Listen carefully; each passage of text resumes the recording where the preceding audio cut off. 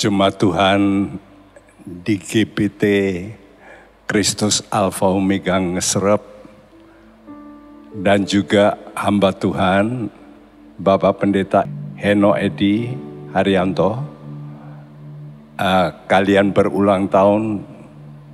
Kami ucapkan pertama-tama selamat ulang tahun untuk GPT Kristus Alfa Omega Ngeserep yang ke-30 dan pelayanan Pendeta Heno Edi Haryanto yang ke-35. Puji nama Tuhan. Dan kita tahu umur 30 itu adalah umur yang matang untuk memikul tanggung jawab. Kalau kita melihat Alkitab, orang Lewi mulai dihitung juga berumur 30 tahun.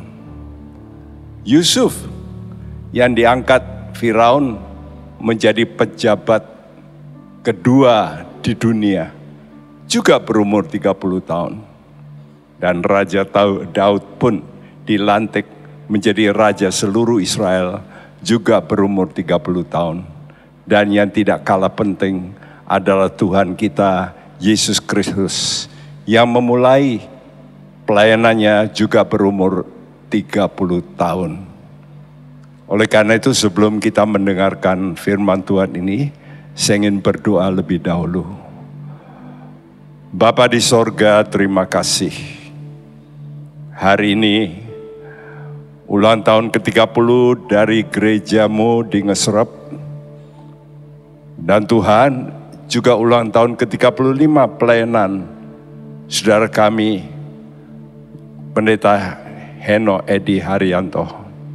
Kami mengucap syukur supaya kami belajar untuk menurut kehendak Tuhan.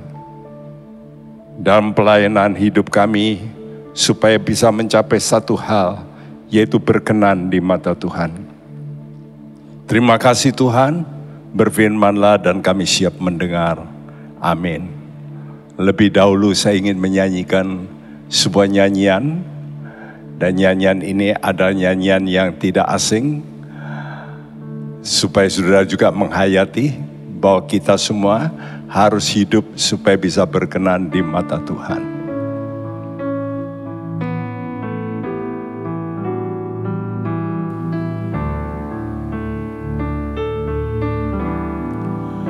Ku mau hidup seturut kehendak Tuhan, ku mau memberi semua yang ku dapat berikan. Ku mau cinta Dia lebih dari semua.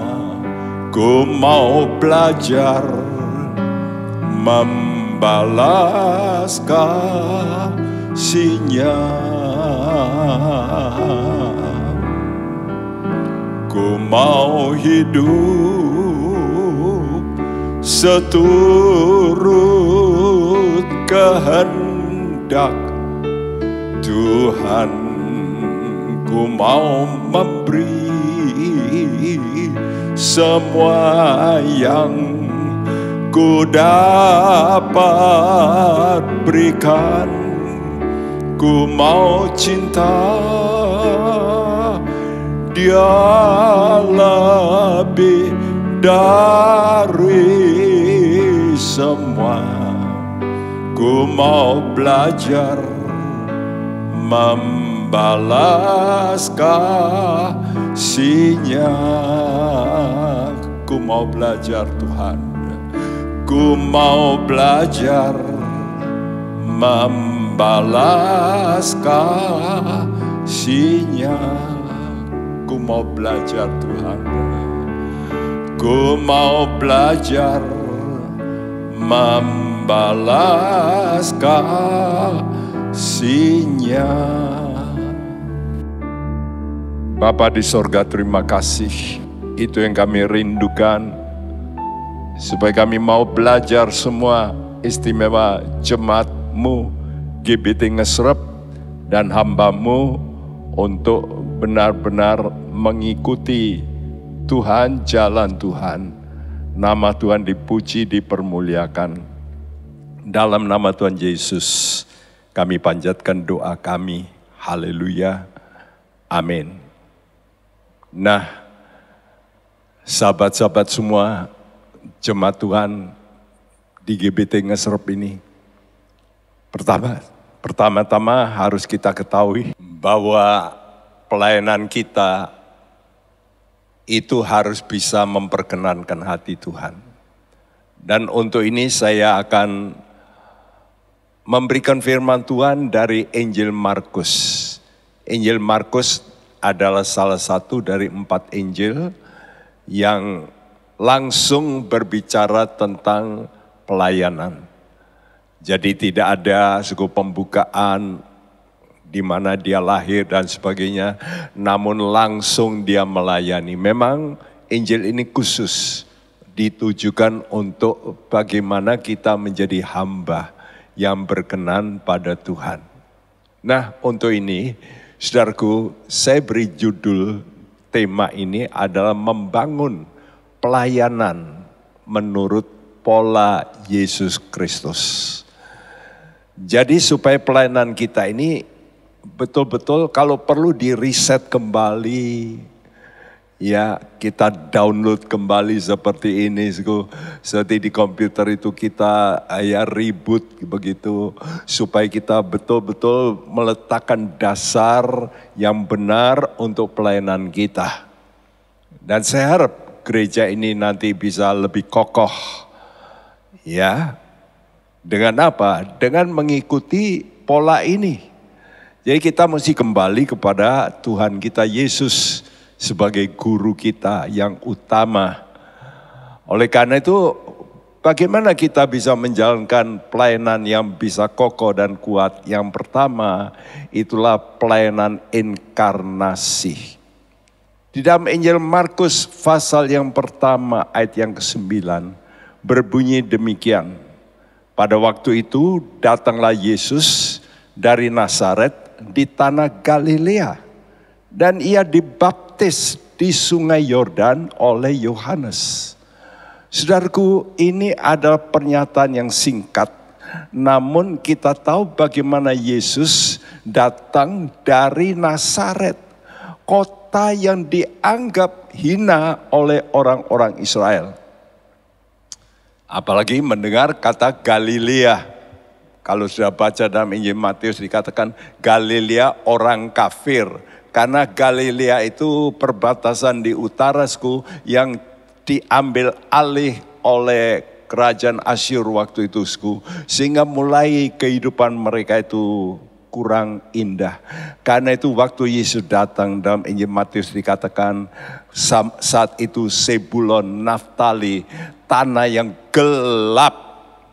Dan Nazaret adalah kota persinggahan para pedagang. Bayangin, kalau ada persinggahan tentu ada sesuatu yang kurang sedap, yaitu prostitusi. Jadi kota ini memang kota yang gelap. Tapi disitulah Tuhan hadir. Ini menunjukkan bagaimana Allah itu mau merendahkan diri, menjadi serupa dengan manusia yang berdosa. Ya, dan ini adalah bentuk pelayanan yang punya model kehambaan, servanthood. Saudara, kalau kita mau berhasil, dimulai dengan titik ini lebih dahulu. Kita mesti tahu siapa kita. Kita adalah orang-orang yang dahulunya hina, berdosa, dan patut dihukum mati. Dan ini mesti kita sadari. Karena itu kalau kita dipanggil oleh Tuhan, kita mesti sangat bersyukur. Dan Yesus mau. bahkan lahir di kandang. Bayangin, tidak ada seorang pun di dunia ini yang lahir lalu ditaruh di palungan semacam itu. Saya kira semiskinnya bagaimana ibu bapak akan berusaha menaruh kasur ya untuk babynya. Saudara, ini suatu hal yang sangat rendah sekali. Namun Yesus pun mau. Dan ini adalah titik tolak yang sangat penting untuk kita semua belajar. Yaitu bagaimana kita melakukan pelayanan inkarnasi. Untuk merendahkan diri kita. Seperti Yesus. Oleh karena itu nubuat Yesaya untuk Mesias kita berkata dalam Yesaya 42 ayat 1, lihat itu hambaku yang kupegang, orang pilihanku yang kepadanya aku berkenan. Aku telah menaruh rohku ke atasnya supaya ia menyatakan hukum kepada bangsa-bangsa. Puji nama Tuhan. Kalau kita mau mempunyai kerendahan hati, maka dia akan pegang hidup kita. Dan kita mulai menjadi orang yang dipilih oleh Tuhan. Jadi orang itu sebelum lahir, Tuhan itu sudah mencari siapa ya yang nantinya, mungkin permulaan tidak, tapi nantinya. Apalagi baik kalau dari awal dia sudah mempunyai sifat kerendahan hati.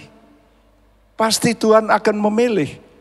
Dan orang itu akan diberi pertolongan Roh Kudus. Untuk apa, Untuk ikut berpartisipasi dalam kerajaan Tuhan. Saya harap poin pertama ini sebagai poin dasar harus disadari baik oleh Jemaat Ngesrep maupun hambanya Bapak Edi dan keluarga. Supaya benar-benar merendahkan diri. Ya, sebab bahaya. Mengapa manusia itu kalau sudah diisi dengan pengetahuan lalu berubah. Ya, ini yang bahaya.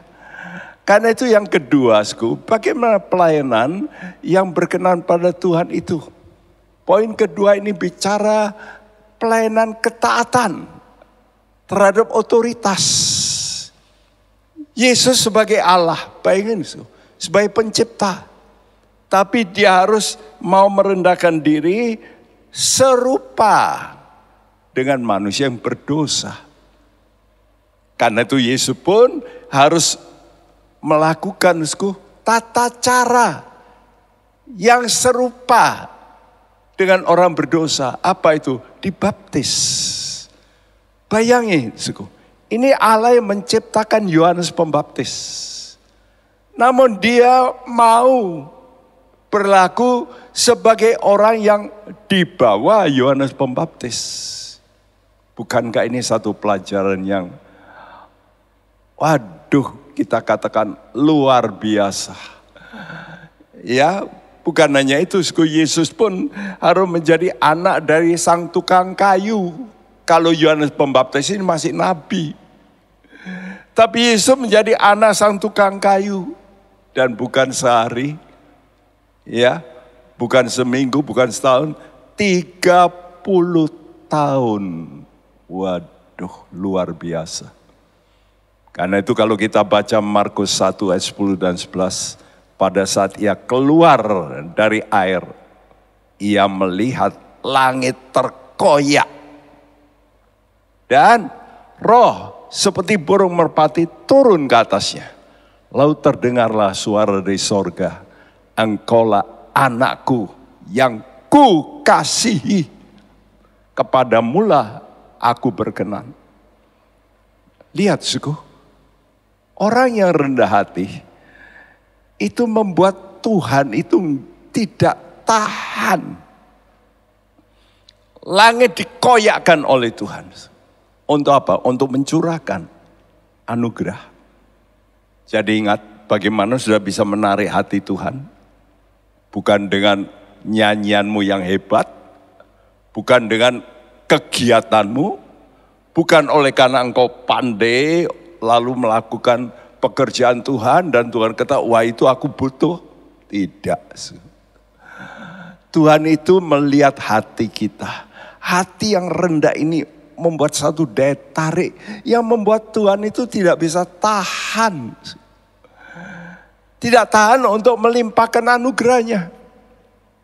Karena dalam ayat berkata, berkali-kali Tuhan kata, Allah melawan orang sombong. Orang yang sombong akan direndahkan. Ya. Orang yang rendah akan ditinggikan. Nah, saudara, betapa hebatnya Tuhan itu yang memperhatikan orang-orang yang rendah hati. Dan apa yang terjadi? Roh seperti burung merpati. Saudaraku, roh Tuhan dilambangkan sebagai burung merpati. Dan burung merpati itu bicara ketulusan. Nah ini juga, jadi kalau kita mau melayani Tuhan, ada bukan saja kriteria rendah hati, tapi yang kedua ini juga sangat-sangat penting. Apa itu, ketulusan hati kita. Nah, ini biasanya berhubungan utamanya dengan duit. Karena itu kadang-kadang orang tulus, tapi tidak rendah hati. Ya, ada orang rendah hati tapi nggak tulus. Tapi Tuhan ingin rendah hati dan tulus. Dan kalau kita mempunyai dua sifat ini, suara dari sorga. Ini dari sorga, bukan dari manusia. Karena itu mungkin manusia mencemooh. Lahirnya saja dari anak tukang kayu, lahirnya aja di kandang, matinya aja sebagai penjahat. Ya, Yesus tidak urusan dengan suara manusia. Dia berurusan dengan suara dari sorga yang berkata, saudaraku, engkaulah anakku yang kukasihi. Betapa kita penting mendengar suara Tuhanku. Engkau kukasihi. Ini kekuatan bagi hamba-hamba Tuhan. Ya. Jadi kalau pujian orang bisa berubah. Lain kali bisa dicerca. Tapi kalau ini dari sorga berkata, engkau kukasihi, pasti diperhatikan oleh Tuhan. Wow, betapa pentingnya, pelayanan yang disertai ketaatan terhadap otoritas ini. Ya. Yang ketiga, kita melihat pelayanan yang teruji. Yesus ini bukan hanya melayani tanpa diuji, tapi dia diuji dengan keinginan-keinginan yang disodorkan waktu dia memang betul dalam keadaan kondisi yang sangat-sangat rentan. Kenapa? Karena dia telah berpuasa 40 hari 40 malam. Jadi dia betul-betul lapar bukan main. Ya. Saudaraku, lalu iblis datang menguji dengan 3 ujian.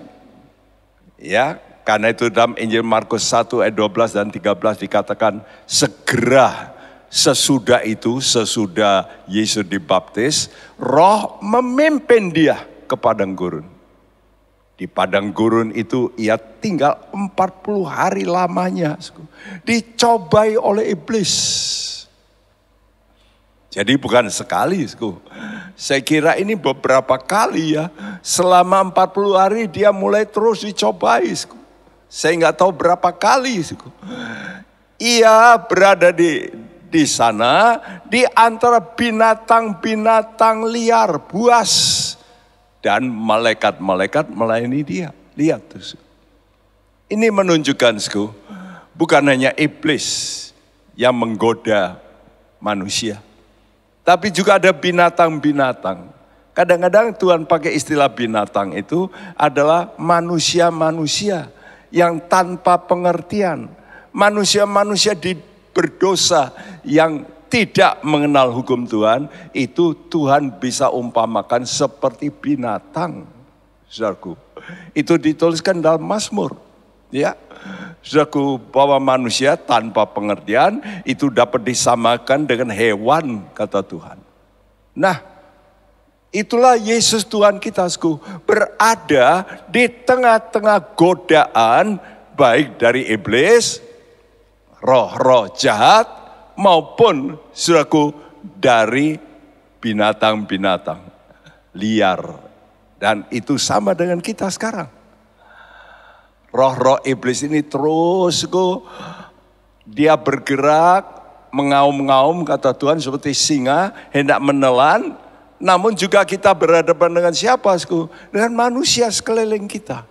Mungkin keluarga kita, mungkin teman kita, mungkin gereja-gereja yang tidak menuruti firman Tuhan. Wah, ini kadang-kadang lebih berbahaya. Atau hamba-hamba Tuhan yang mungkin kita kenal tapi hidupnya tidak benar. Nah, ini juga mempengaruhi lebih parah ini.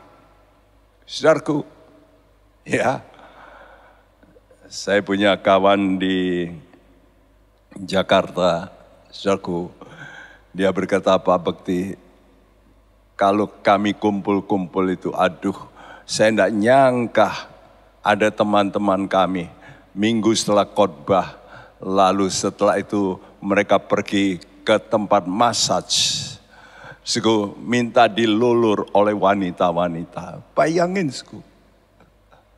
semacam begini ini, aduh, apa toh yang sebenarnya yang namanya melayani Tuhan?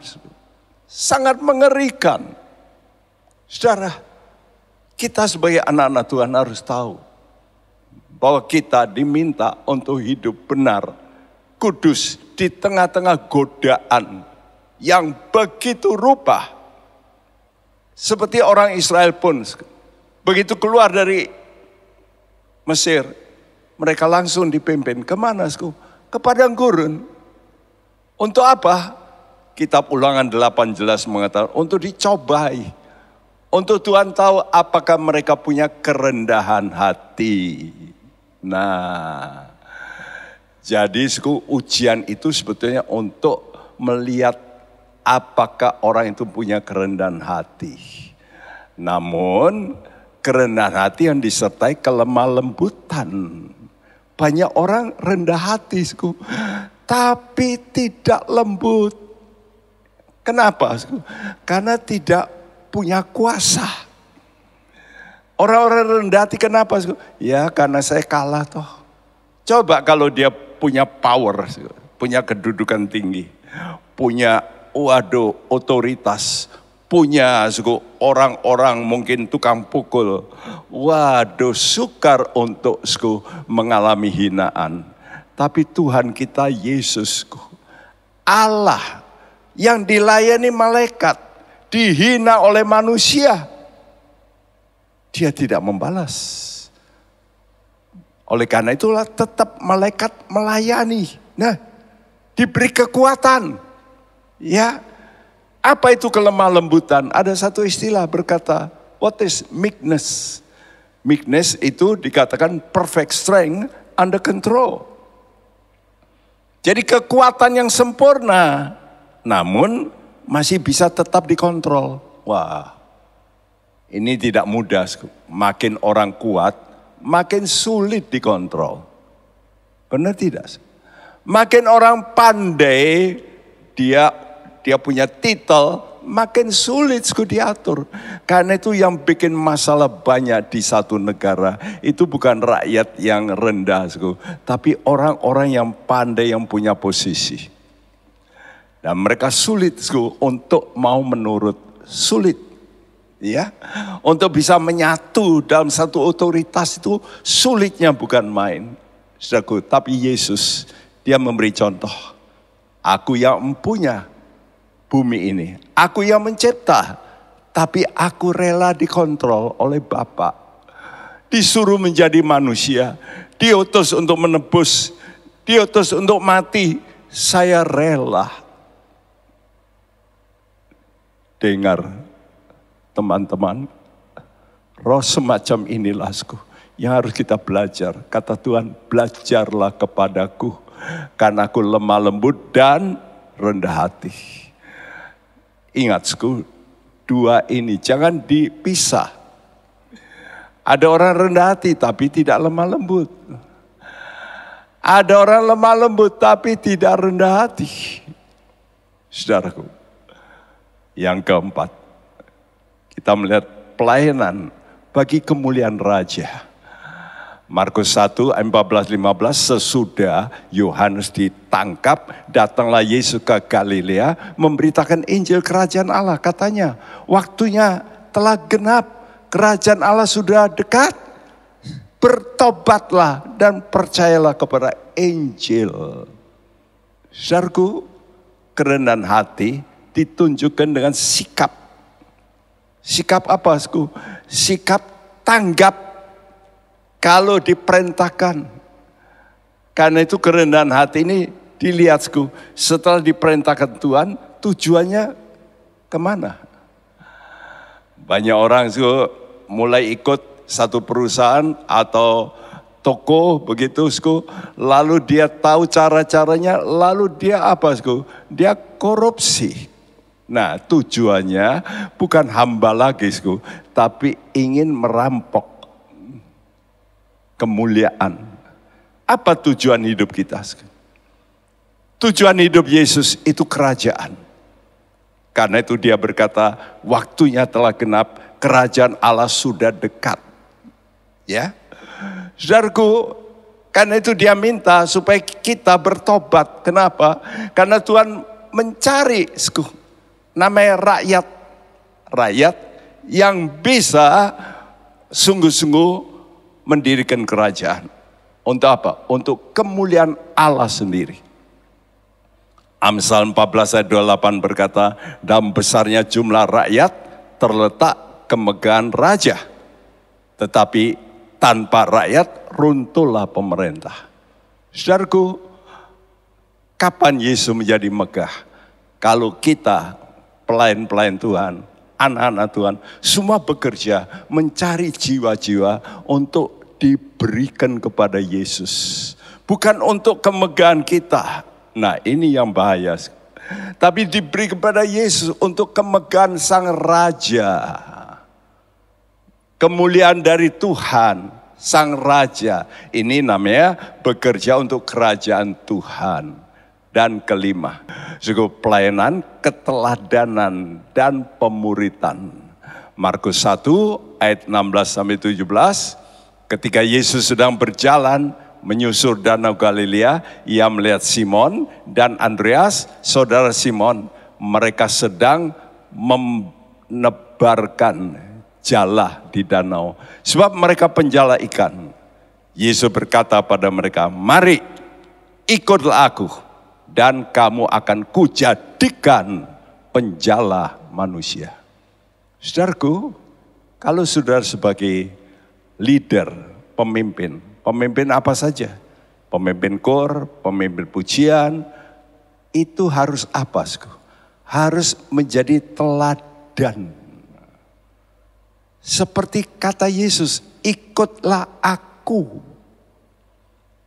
Dan ini dilakukan oleh Paulus. Paulus berkata dalam 1 Korintus 11 ayat 1, jadilah pengikutku. Dia berani. Ya, kan mestinya jadi pengikut Yesus. Kenapa dia berkata jadi pengikutku? Karena bukan tujuannya kepada dirinya kemuliaan itu, tapi kepada Yesus. Sama, nah ini jangan lupa, seperti aku juga menjadi pengikut Kristus. Bagaimana toh pengikut Tuhan itu? Pertama-tama pemimpinnya. Ya, pemimpinnya harus bagaimana? Harus jadi teladan. Nah, saudaraku, pegang ini sebagai poin yang penting, yang closing terakhirku. Saya harus jadi contoh. Mungkin contoh singers yang baik, contoh pelayanan asyir yang baik, contoh jemaat yang baik. Dilihat dari mana? Anak-anak saudara melihat papa mama rajin ke gereja, setia, baik dalam ibadah, memberi korban, setia. Semua harus menjadi contoh. Ya. Dan untuk itu mengikut Yesus. Dan kata Yesus dalam Lukas 9 ayat 23, jikalau kamu mau ikut aku, engkau harus, wajib. Pertama, menyangkal diri. Menyangkal diri itu artinya berkata tidak untuk diri kita.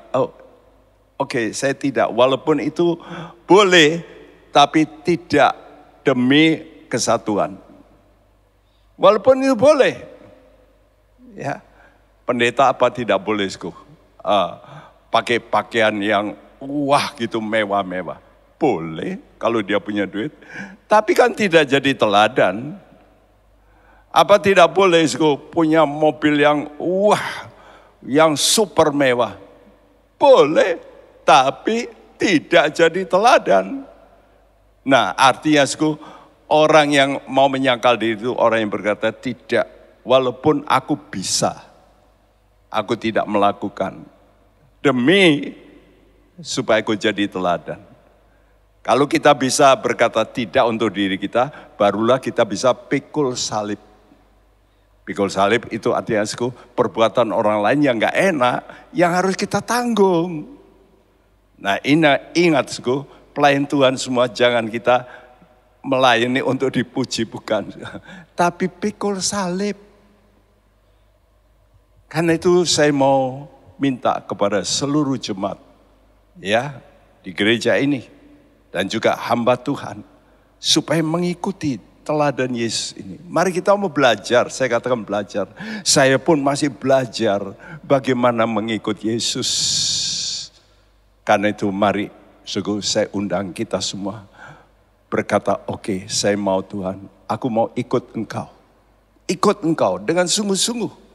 Aku mau ikut Engkau. Ya, aku mau hidup seturut kehendak Tuhan. Saya minta jemaat akan berdiri dan menyanyikan pujian ini dengan sungguh-sungguh.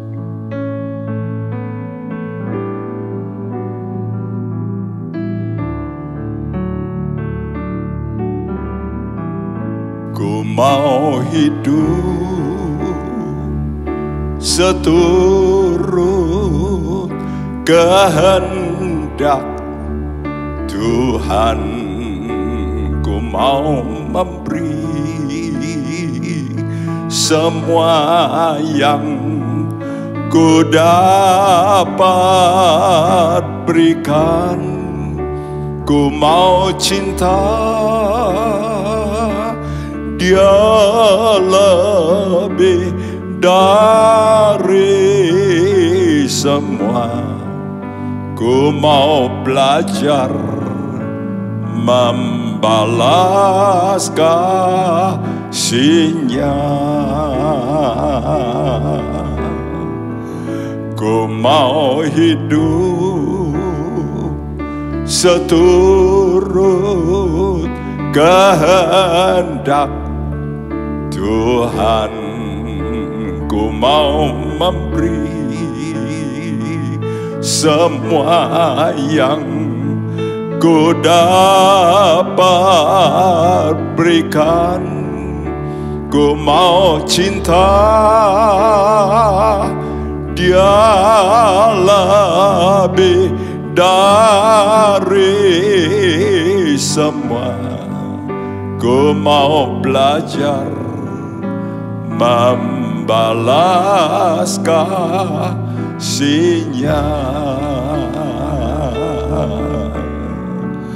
Ku mau belajar membalas kasih-Nya.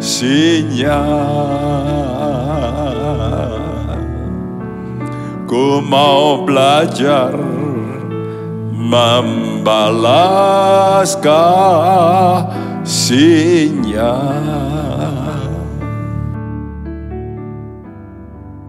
Bapa di sorga, kami telah mendengarkan firman-Mu. Apa artinya tujuan hidup kami.